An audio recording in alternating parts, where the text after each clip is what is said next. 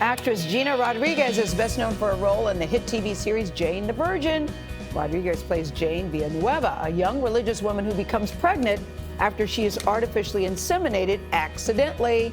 On Monday's season finale, yeah, that happens all the time. On Monday's season finale, Jane becomes an ordained minister to officiate her parents' wedding. Shouldn't there be some kind of template for what to say at the wedding? Actually, your dad and I were kind of hoping that you'd come up with something personal. We want the ceremony only you could give us.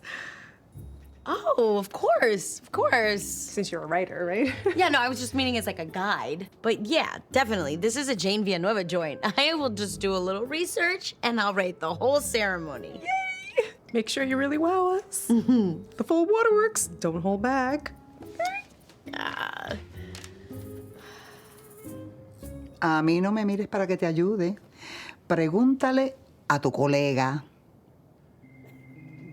Gina Rodriguez, welcome to the table. Thank you so much for having me. Jane the Virgin, it took 3 seasons, episode 3, before she finally lost her virginity, and I was like, yay! Sufficient amount of time. Yes. Yes. But there are so many great storylines with this show. You're the mother, the daughter, and you. Yes. Jaime Camille and his narcissism. Yeah, his very all touch beloved on narcissism. So many different things. For you, what is the heart and crux of this show for you? Oh, it's definitely the family foundation, the 3 generations, my grandmother, my mother, myself, my father, obviously. But it is a very family show, and I think what's beautiful about the show is that it is relatable to all cultures. I mean, obviously that is what America looks like. There's so many of us that have ancestors that do not speak English, and we speak English, and we get to live in that dual identity, yeah, and celebrate both cultures, which is really nice. But I would say that that's the heart of the show. But it also is not afraid to go examine tough issues like abortion, immigration, things like that. No, not at all. Jenny Erman, our wonderful creator, who is just my absolute muse. I love her so much. She has this ability, and it's because it really is from her heart.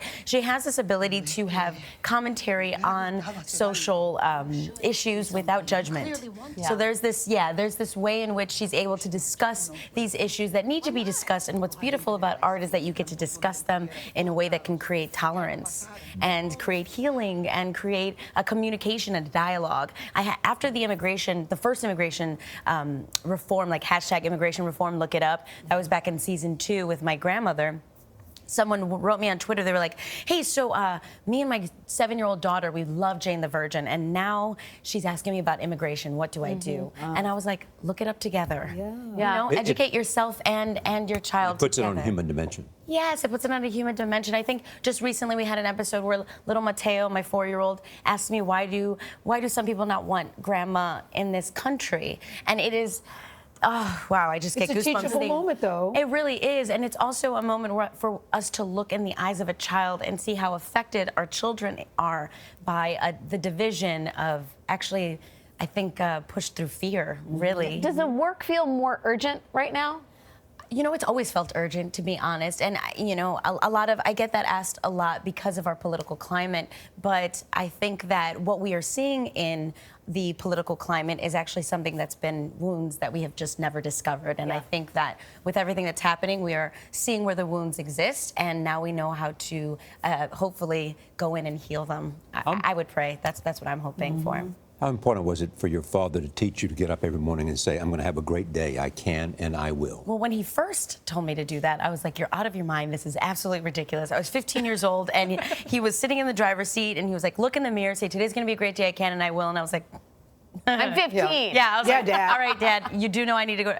Okay, today's going to be a great day. I can and I will. And then the next day, and then the next day. And then after a while, it became a part of what it was just a calling of myself. It was a calling of my inner self to be like, hey, get up.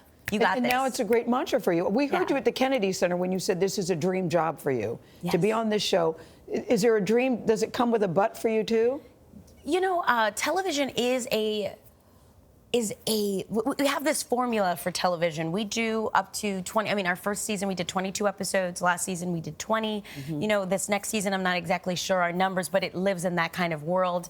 And it is 5 days a week, 15 hours a day, 8 months out of the year. Yeah. So it is, as much as it is a blessing, and there's definitely a highlight for people to be like, oh, you're an actor. It's a lot of work. It's a lot of work. Get it. Well, Yes, you do. Your dad said, I can and I will. Gina, we thank you. The season finale of Jane airs Monday on the CW network.